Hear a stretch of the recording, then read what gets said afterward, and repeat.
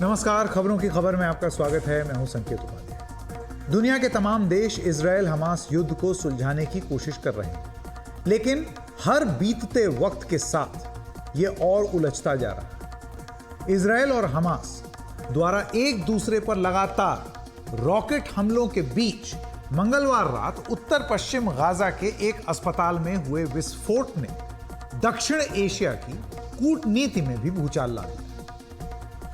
जो समीकरण बनते दिख रहे थे वो कुछ ही मिनटों में एकदम बिगड़ गए। इजराइल पर हमला करने वाले संगठन हमास का यह दावा है कि अल अहदी अस्पताल में हुए इस धमाके में करीब 500 लोगों की मौत हो गई। गाजा के स्वास्थ्य विभाग की ओर से जारी की गई इस धमाके की तस्वीरें तुरंत पूरी दुनिया में वायरल हो गईं।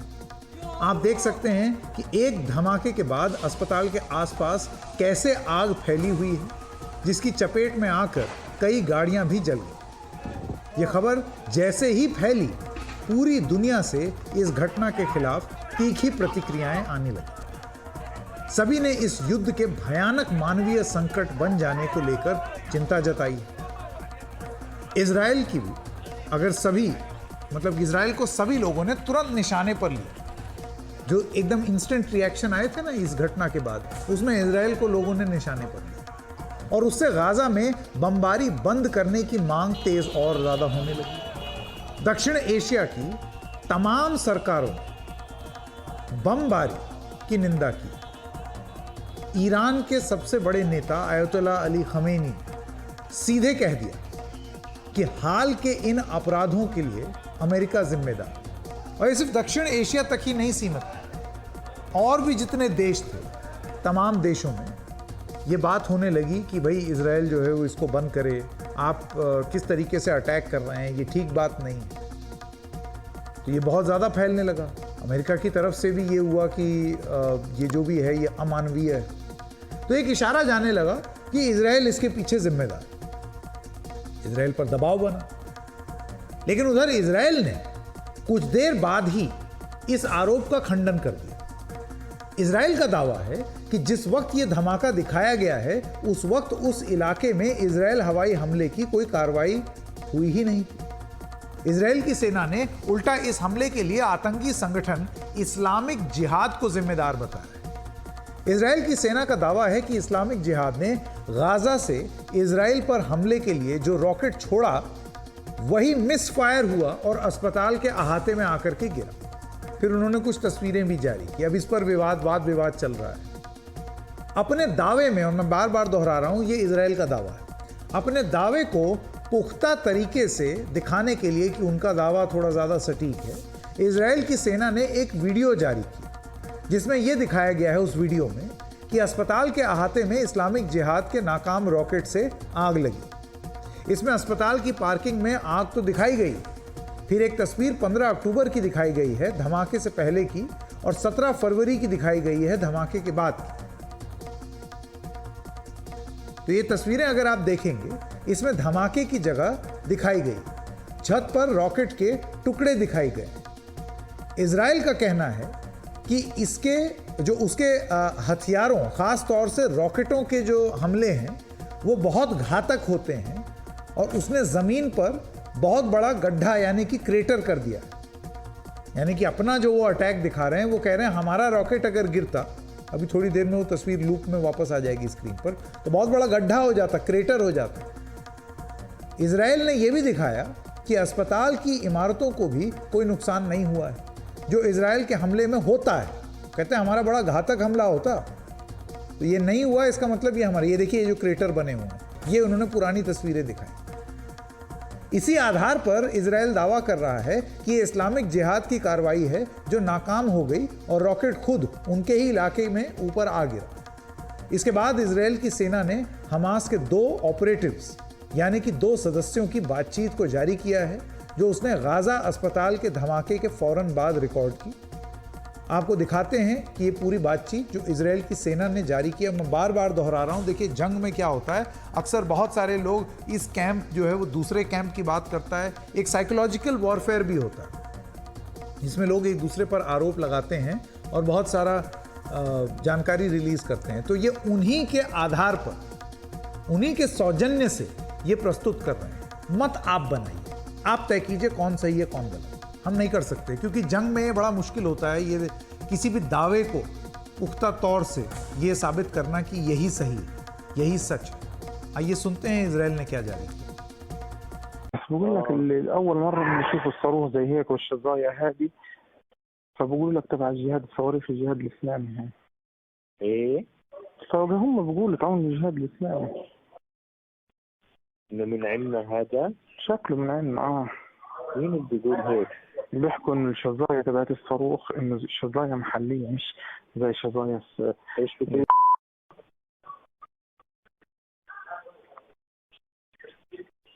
سبحان الله، من عندنا ما لقاش غيرين بجرثومي. عاد هذول تلاقيهم من المقبرة الورا دي بفلت محط فيهم. ايش إيه؟ ايش دار؟ بتلاقيهم طالعين من المقبرة اللي ورا المستشفى المعمداني دي اللي هو فسه ونزل عندهم. هو في مقبرة وراه؟ المعمداني يقول لك عند الساحة بالضبط. هي وين لما تدخل على الساحة؟ أول ما تدخل على الساحة تدخلش على البلد، على إيدك اليمين في مستشفى المعمداني.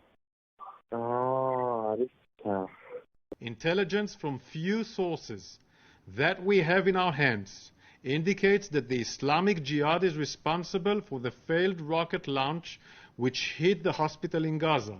I repeat, this is the responsibility of Islamic Jihad that killed innocents in the hospital in Gaza.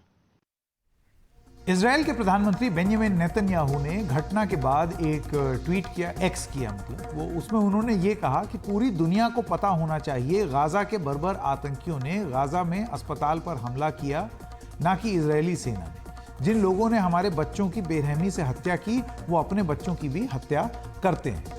फिर से दोहरा दूं, ये इजराइल का दावा है और उसी तरीके से गाजा में भी ये दावा किया जा रहा है कि इजराइल इसके पीछे जिम्मेदार है। मत आप बनाइए, अभी हम नहीं कर सकते, हम ये स्पष्ट ही नहीं कर सकते, क्योंकि जंग में अक्सर ये देखा जाता है कि इस तरीके की बातें होती हैं। एक कैंप दूसरे कैंप के बारे में कुछ बोलता है, कुछ दावा करता है, लेकिन इस सब के बीच में पिसते लोग दोनों तरफ। याद कीजिएगा वो कार्यक्रम कुछ हफ्ते पहले, अभी पिछले हफ्ते, कि सबसे पहले क्या मरती है जंग में?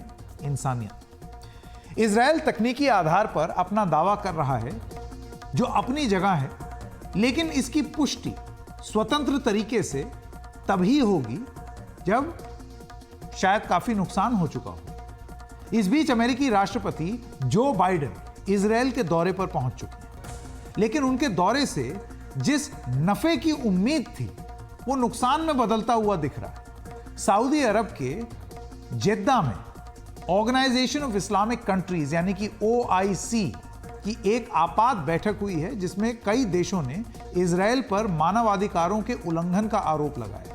इजराइल के पड़ोसी पश्चिम एशियाई जो देश हैं, जैसे कि मिस्र, संयुक्त अरब अमीरात, लेबनान, सीरिया, जॉर्डन, सऊदी अरब, इन सब से लेकर यूरोप में तुर्की तक गुस्सा बढ़ रहा है।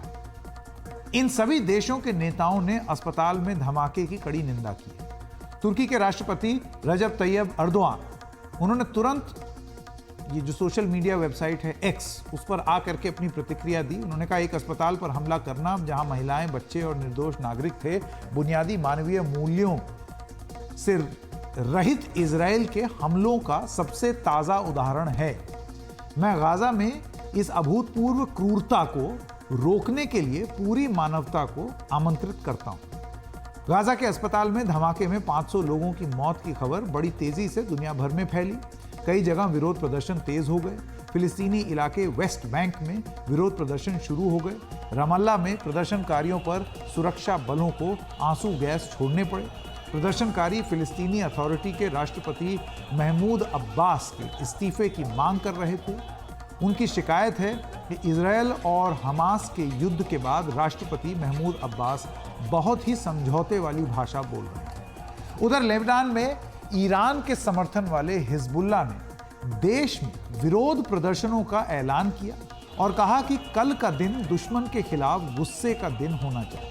हिजबुल्लाह कह चुका है कि अगर इजराइल ने कार्रवाई नहीं रोकी तो वो भी इस लड़ाई में उतर आएगा। हिजबुल्लाह इजराइल की उत्तरी सीमा पर लेबनान से कई रॉकेट हमले कर चुका है, जिनका इजराइल भी जवाब देता रहा, उसका रिस्पॉन्स। जॉर्डन की राजधानी अम्मान हजारों प्रदर्शनकारी विरोध प्रदर्शनों पर उतर आए। गुस्साए प्रदर्शनकारी जो प्रोटेस्टर्स हैं, उन्होंने इजरायल के दूतावास को घेर लिया और जबरन उसमें घुसने की कोशिश भी की, लेकिन सुरक्षा बलों ने उनको वहां पर रोक दिया। अमेरिकी राष्ट्रपति जो आज इजरायल के दौरे पर पहुंचे हैं, उन्हें जॉर्डन भी जाना था, लेकिन जॉर्डन ने उनका दौरा रद्द कर दिया।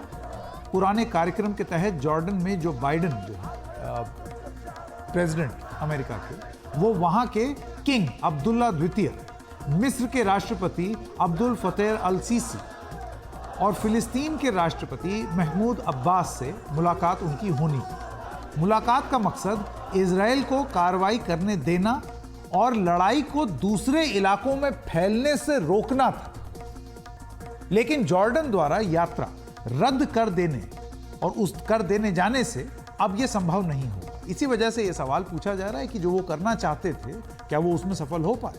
अब ये मत आप बनाइए। साफ है, महत्व अमेरिकी राष्ट्रपति के इस दौरे का जो लग रहा था कि यह महत्व है, वो अस्पताल पर हुए हमले से जा रहा है। दुनिया के सबसे ताकतवर आदमी के दक्षिण एशिया में आने का महत्व काफी घटा हुआ लग रहा है। तो खास बात यह है कि जब यह घटना हुई तो अमेरिकी राष्ट्रपति जो बाइडेन अमेरिका से इजरायल के लिए निकल चुके थे और तब यह हुआ। अमेरिकी राष्ट्रपति ने अपने विमान एयरफोर्स 1 से ही इस घटना पर अफसोस जताया। कहा कि गाजा में अल अहली अस्पताल में धमाके और उससे हुए जान के नुकसान से बहुत दुखी हैं और नाराज हैं। बाइडेन ने यह भी कहा कि उन्होंने इस सिलसिले में दक्षिण एशिया और वहाँ के नेताओं, यानी कि एशिया के जितने देश हैं, मिडल ईस्ट के जो देश हैं और भी जो देश हैं, उसमें जितने भी नेताएं हैं उनसे उन्होंने बात की है और अपनी टीम को पूरी घटना की पुख्ता जानकारी जुटाने के लिए भी कहा। बाइडेन ने कहा है कि अमेरिका संघर्ष के दौरान नागरिकों की जान बचाने के लिए प्रतिबद्ध है। वो कहते हैं, हम घटना में मारे गए मरीजों, मेडिकल स्टाफ और अन्य निर्दोषों को मारे जाने और घायल होने पर बहुत दुखी हैं। अमेरिकी राष्ट्रपति अब इजरायल में राजधानी तेल अवीव के बेन गुरियन एयरपोर्ट पर उनका स्वागत करने खुद इजरायल के प्रधानमंत्री बेंजामिन नेतन्याहू पहुंचे। इसके बाद दोनों के बीच मुलाकात में ताज़ा हालात पर चर्चा की गई। नेतन्याहू ने यह कहा है कि अमेरिका ने अपना वादा निभाया है। 7 अक्टूबर की तारीख इजरायल के इतिहास का काला दिन है, जब हमास ने 1400 इजरायलियों की हत्या कर दी। वहीं बाइडेन ने कहा है कि इजरायल आकर बताना चाहते थे कि वो इजरायल के साथ खड़े हैं। बाइडेन ने यह कहा है कि अमेरिका के लिए भी मुश्किल समय है। बाइडेन ने यह भी कहा कि हमास फिलिस्तीनी लोगों का प्रतिनिधित्व नहीं करता। Mr. President, Joe, I want to thank you for coming here today and for the unequivocal support you have given Israel during these trying times, a support that reflects the overwhelming will of the American people. I've seen your support every day in the depth and breadth of cooperation that we have had since the beginning of this war, a level of cooperation that is truly unprecedented in the history of the great alliance between our two nations. We see that support in your steadfast commitment to provide Israel with the tools we need to defend ourselves. We see that support in the clear message you've sent our enemies not to test our resolve, and in the 2 American carrier battle groups that you sent to the region to back up those words with action. But above all, Mr. President, the world sees that support in the moral clarity that you have demonstrated from the moment Israel was attacked. You've rightly drawn a clear line between the forces of civilization and the forces of barbarism. I wanted to be here today for a simple reason. I wanted the people of Israel, the people of the world, to know where the United States stands. I've had my great Secretary of State here. He's been here for a lot.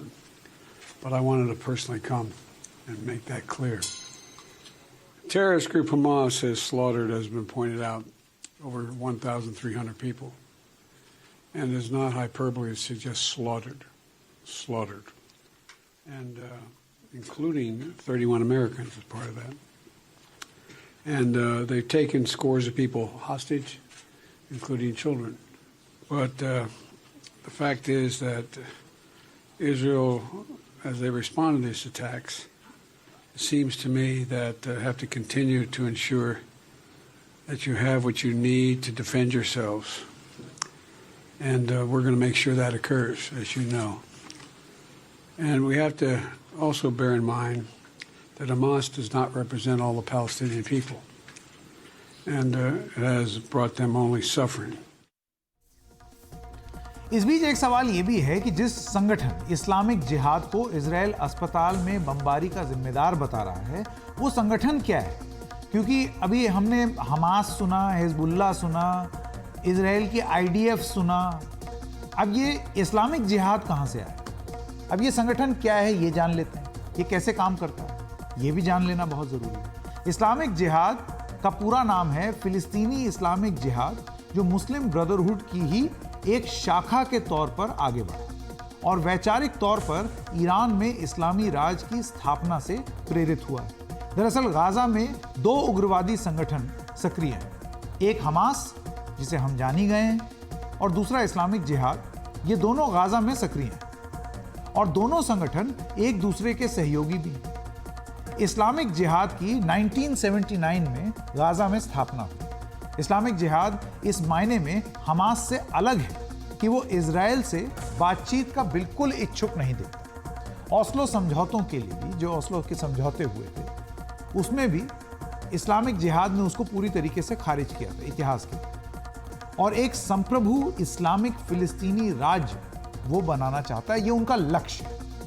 ये Israel के फौजी विनाश की बात करता है और दो देशों की स्थापना को समाधान नहीं मानता। 1980 में यानी कि सन 80 में इजराइल पर कई हमलों के लिए वो जिम्मेदार है। मोर्टार और रॉकेट हमलों का वो माहिर है। शिया उग्रवादी संगठन हिजबुल्लाह के साथ मिलकर ऑपरेशन करता है। जियाद अल नखल्ला इस्लामिक जिहाद का प्रमुख है।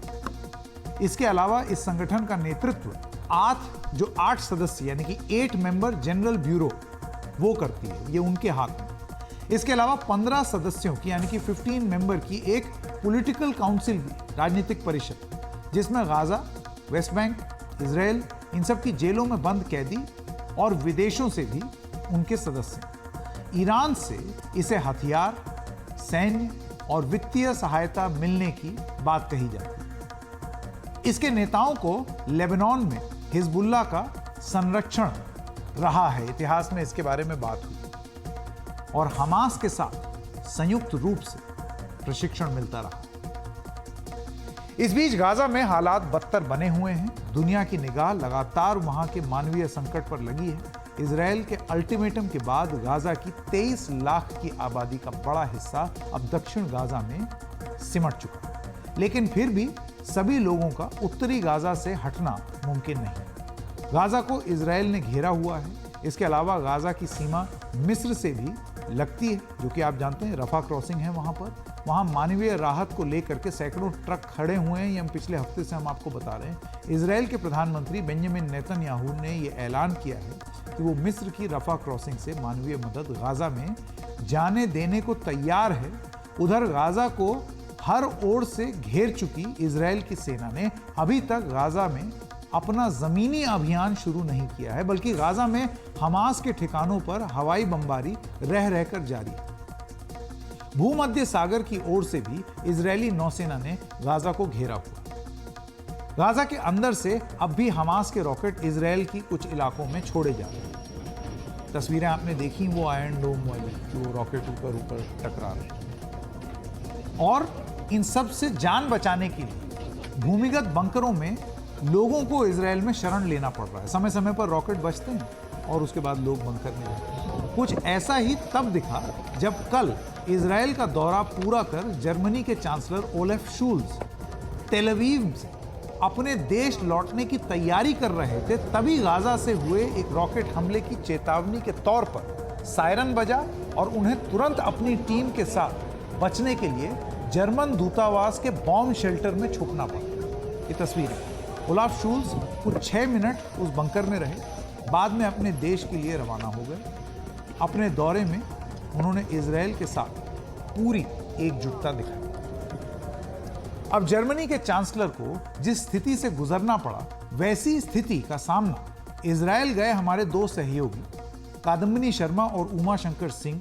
उन्होंने कई बार, आपने देखा होगा पिछले पूरे हफ्ते लगातार वो दिखा रहे थे कि सायरन बजा, ऊपर तस्वीरें भी दिख रही थी कि आपस में रॉकेट टकरा रहे हैं और वो एक भयानक एक स्थिति हो गई। कुछ रॉकेट गिर भी गए और भाग करके वो बंकर में जाना था। सारा सेकंड्स का खेल होता है क्योंकि वो रॉकेट कहीं भी गिर सकता है। वो अब इस दौरे से लौटे हैं और इस वक्त स्टूडियो में हमारे साथ हैं। कादम्बिनी शर्मा और उमा शंकर सिंह, आप दोनों का बहुत बहुत स्वागत है। सबसे पहले एक सवाल जो मैं कादम्बिनी जी आपसे पूछना चाहता हूँ, जब वो रॉकेट गिरा, आप जिस होटल में थी, आप और उमा शंकर जी, वो रॉकेट अगर 10 मीटर इधर उधर हो जाता तो वो कार की जगह कमरे में होता। इतना तो वो एम लगा के नहीं मारा होगा ना उनको, वो तो मतलब इत्तेफाक था कि वो गाड़ी पे जा गिरा। जब आप रिपोर्ट कर रही थी उस समय, उस बंकर से बाहर निकल के, मन में क्या चल रहा था? देखिए, 10 मीटर अगर इधर गिरता और हम उस बंकर में नहीं होते तो हम आपको बताने के लिए ये सब यहाँ बैठे नहीं होते, ठीक है। दूसरी बात ये है कि जैसे ही सायरन बजा और हम भागे अंदर की तरफ, और उसके बाद जब एक आवाज़ आई वहाँ पर कुछ भारी गिरने की, उसके कुछ सेकंड बाद हम लोग बाहर निकले देखने के लिए कि है क्या। और तब जो जिसको कहते हैं कि फुल रियलाइजेशन डॉन कि हुआ क्या, तो वो गाड़ी जो है बिल्कुल कबाड़ होकर, लोहे का कबाड़ होकर एक गाड़ी वहाँ सामने पलटी हुई थी और धुआं आ रहा था, भर रहा था बंकर में। उस समय लगा कि हाँ, अगर ये बंकर नहीं होता और दरवाज़ा बंद नहीं होता और थोड़ा सा भी इधर उधर हो जाता तो वहाँ पर जितने लोग मौजूद थे उनके लिए ये जानलेवा साबित हो सकता था। थोड़ा उस समय ये लगा कि ये बच गए। उमा जी, आपका तजुर्बा? आप तो उस दिन, मुझे याद है आप रिपोर्टिंग में भी बता रहे थे कि उस दिन तो कोई टैक्सी भी नहीं मिली, खुद गाड़ी ड्राइव करनी पड़ी।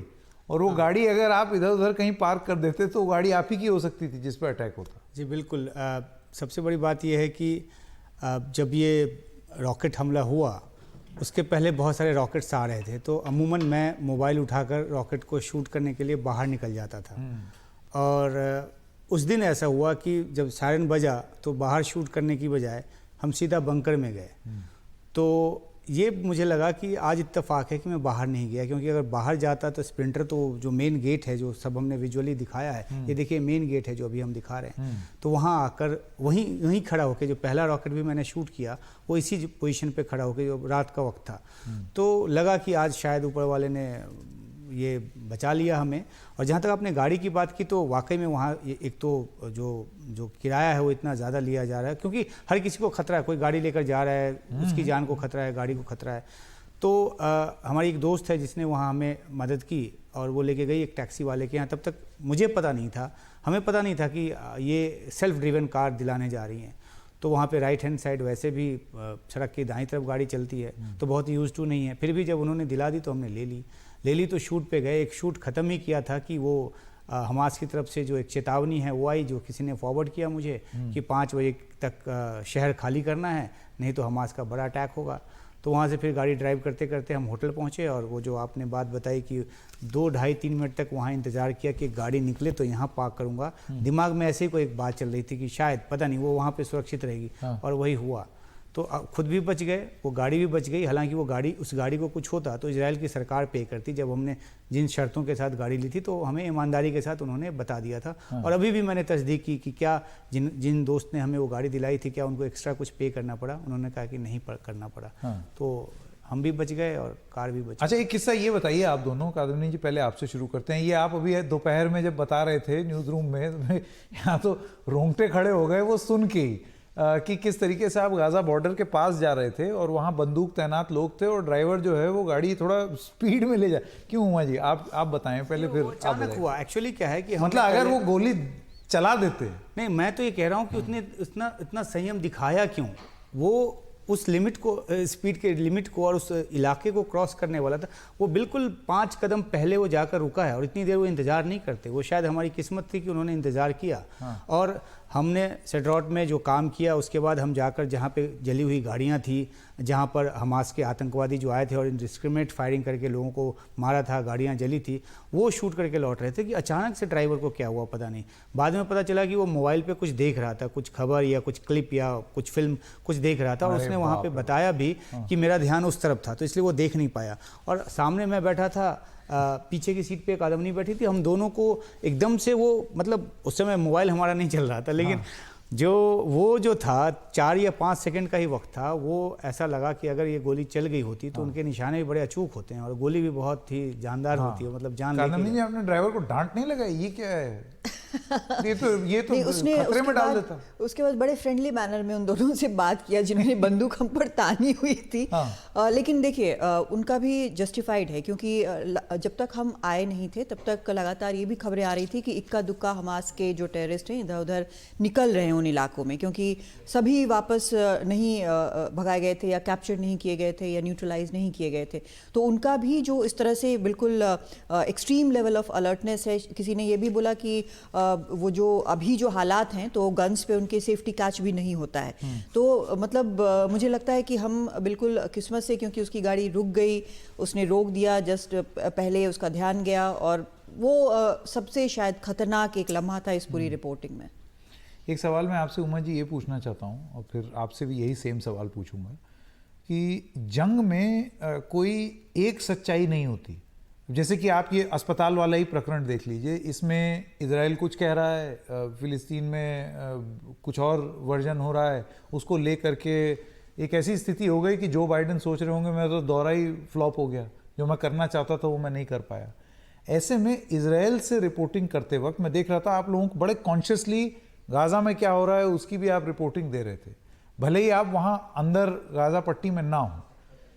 ये दिमाग में कितना चल रहा था कि हमको जब यहाँ पर हम जो वास्तविकता दिखा रहे हैं उसके साथ साथ हमको इस बात का भी एक आइडिया है, अंदेशा है कि एक सफरिंग की कहानी दूसरी तरफ भी है। जी बिल्कुल, और ये सफरिंग की कहानी जो है वो दशकों से है और ये बात लगातार कही जाती रही है। और ख़ासतौर पे इस हमले के बाद जिस तरह की रिपोर्ट्स वहाँ से आ रही थी, बेशक हम गाज़ा की तरफ नहीं थे, लेकिन रिपोर्ट्स अलग अलग एजेंसीज और चैनल्स के ज़रिए, ख़ासतौर पे BBC जैसा नेटवर्क जिसकी वहाँ पे अच्छी खासी एक अच्छा खासा जाल है, तो वो हम देख रहे थे। और अलाउड नहीं था ना आप लोगों को जाना? नहीं, वो अलाउड नहीं था। लेकिन अगर इजराइल की ज़मीन पे खड़े होकर हम बात कर रहे थे गाज़ा के आम शहरियों के बारे में, तो उसके पीछे एक ताकत ये भी थी कि इजराइल एक डेमोक्रेटिक कंट्री है और अगर हमें वहाँ अपनी बात हम खुल के नहीं रख सकते, हमें कभी डिपोर्टेशन या इस तरह की चीज़ों का अंदेशा नहीं हुआ। हो सकता है कि वो वॉच कर रहे हैं, हो सकता है वॉच नहीं भी कर रहे हों, लेकिन हमें ये लगा कि अगर वहाँ पे आम लोग सफ़र कर रहे हैं, और जिसका दलील, इस बात की दलील तो आईडिया भी देते हैं, उन्होंने इसी आधार पे तो कहा कि 11 लाख लोग जो उत्तरी गाज़ा में हैं वो दक्षिणी गाज़ा में चले जाएं।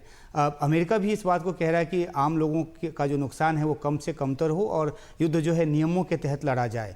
तो वही बात हम भी वहाँ से कह रहे थे और ये कह रहे थे कि जो सफरिंग वहाँ पे हो रही है, जिस तरह से जद में आ रहे हैं, हालांकि इजराइल की ये भी दलील है कि सघन आबादी के इलाकों में ही ज़्यादातर हमास जो है अपने ऑपरेशन सेंटर्स जो है वो बनाता है, आयुध फैक्ट्री वहाँ पर बनाता है, ताकि उसको एक इस तरह का हमला हो, रिटेलिएशन हो, तो दुनिया के मंच पर कह सके कि देखिए आम सिविलियन को मारा है। तो इस दलील में भी दम है और यही वजह है कि हमें लगा कि जब वहाँ पे इतनी सफरिंग हो रही है और इस तरह से पानी, बिजली, रसद, क्योंकि पिछले साल नवंबर में ही मैं केरोम सोलोम पोस्ट पे था जहाँ से तमाम जो आपूर्ति की चीज़ें हैं वो जा रही थी और इजराइल ने हमें ब्रीफ किया था बहुत ही कॉन्फिडेंस के साथ कि देखिए सारा दारोमदार हम पे है, हम वहाँ पे सप्लाई भेजते हैं। तो वो भी चेक पोस्ट जो है वो बंद कर दिया गया। तो लगा कि जो आम लोग हैं वहाँ, महिलाएँ हैं, बच्चे हैं, खाना नहीं है, पानी नहीं है, तो ये बात रिपोर्ट करनी चाहिए और जितनी जानकारी हमें मिली, best of our ability and knowledge, हमने उसको अपने दर्शकों को बताने की कोशिश। कादम्बी जी, ये भी बहुत सारे लोगों से सुनने को मिला है जो वहाँ रिपोर्टिंग करते हैं और आप लोग तो वहाँ होके आए हैं और ये पहली बार नहीं गए हैं, इससे पहले भी आप लोग जा चुके हैं। टनल्स की रिपोर्ट आपने की थी। हमेशा मामला बहुत सरचार्ज्ड एटमॉस्फेयर होता है, जैसे कि अगर आप जेरूसलम चले जाएँ तो वहाँ लोग, ख़ासतौर से जंग के इस माहौल में, उसमें लोग जो हैं वो आपकी बात और बारीकी से सुनते हैं कि आप किसके पक्ष की बात कर रहे हैं, आपका स्लांट कहाँ है, आप हमारा पक्ष रख रहे हैं या नहीं। और ये ये मतलब वॉर रिपोर्टिंग में या किसी भी रिपोर्टिंग में ये महसूस होता होगा आपको कि कोई कान गड़ाए सुन रहा है, कोई जानने की कोशिश कर रहा है कि मैं किसकी तरफ रुझान रख रहा हूँ। ये सब एक्सपीरियंस किया आपने?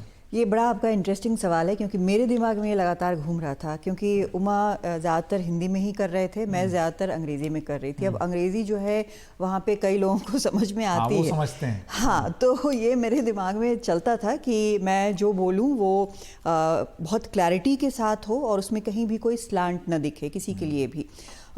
एक चीज़ है कि अगर आप कहीं भी मान लीजिए जैसे आप ऐसी जगह में गए हैं, तो इसका ये मतलब नहीं है कि आप किसी के मुखपत्र हो गए हैं, आप वो नहीं हैं, आप पत्रकार हैं, आपकी जिम्मेदारी है, तो आप उस हिसाब से ही बोलेंगे। तो अगर हमने गाज़ा की बात की तो जो फैक्चुअल सिचुएशन है हमने उसकी बात की, और यही फैक्चुअल सिचुएशन जो है वो चाहे इजराइल की सरकार हो या फिर वहाँ की सेना हो वो भी बता रही है। जहाँ तक बार बार ये कहा जाता है कि भाई आप अंदर क्यों नहीं गए, तो भाई आपने जिस देश पर हमला किया, जहाँ से निकलकर टेररिस्ट ने जिस देश पर हमला किया, उसने सारे रास्ते अंदर जाने के लिए बंद कर रखे हैं।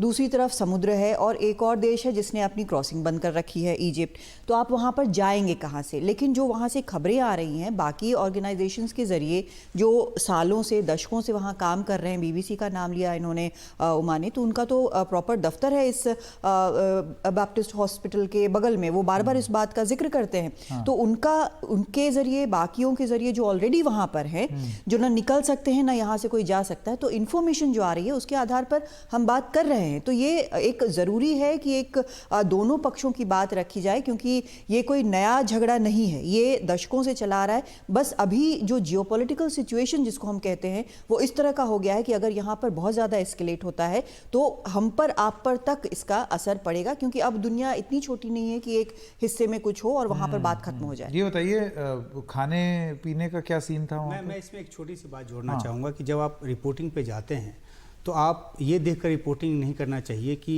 आप किस विचारधारा से प्रेरित हैं या कौन सी विचारधारा को आप मानते हैं।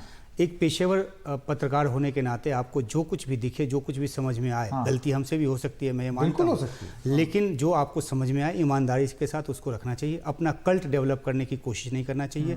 ये नहीं लगना चाहिए कि अगर मैंने इनके हक की बात की है तो ट्रैक्शन ज़्यादा मिल रहा है, फॉलोवर्स ज़्यादा बढ़ रहे हैं और सोशल मीडिया पर जयकारा हो रहा है। तो अगर आप इस सब से ऊपर उठ के, मैं बहुत एक्टिव हूँ सोशल मीडिया पर, लेकिन सोशल मीडिया पर मुझे मेरी प्रशंसा या मेरी बुराई मेरे लिए मैटर नहीं करती है, क्योंकि मुझे एक ईमानदार अप्रोच के साथ काम करना है जो मैं कर रहा हूं।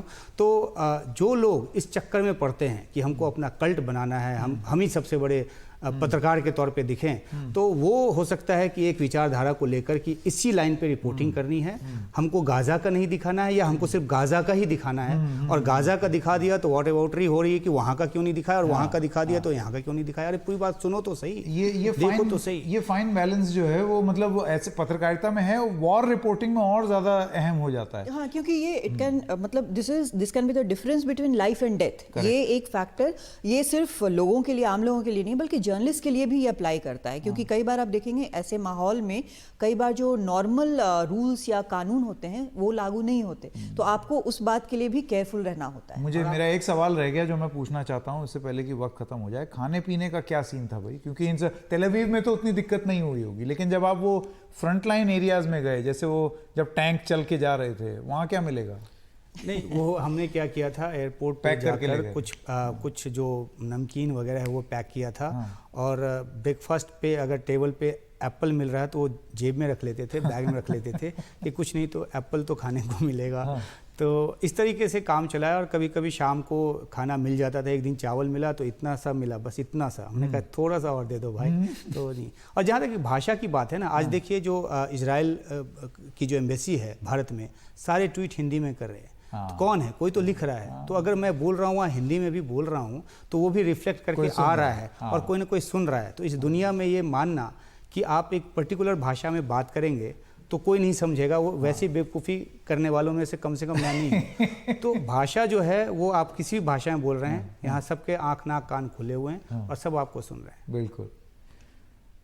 उमा शंकर सिंह और कादम्बिनी शर्मा, आप दोनों का बहुत बहुत धन्यवाद। और जाएं आप, कवरेज करें, लेकिन भगवान ना करे कि जंग का माहौल हो।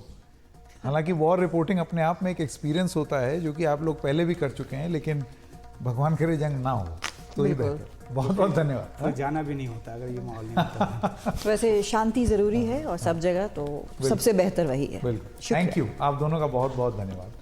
साल 2008 के बेहद चर्चित सौम्या विश्वनाथन हत्या मामले में दिल्ली के साकेत कोर्ट ने सभी 5 आरोपियों को दोषी करार दिया। सौम्या के परिजनों ने दोषियों के लिए उम्र कैद की मांग की। ये सजा अब सुना दी गई। एक थोड़ा दिली तार भी इस कहानी से जुड़ा हुआ है, क्योंकि सौम्या विश्वनाथन के साथ मैंने भी काम किया है। वो हमारे शो की प्रोड्यूसर रह चुकी थी एक पिछले चैनल में। और मैं आपको ये भी बताता चलूं कि बेहद ईमानदार और भयंकर रूप से हार्ड वर्किंग थी सौम्या विश्वनाथन।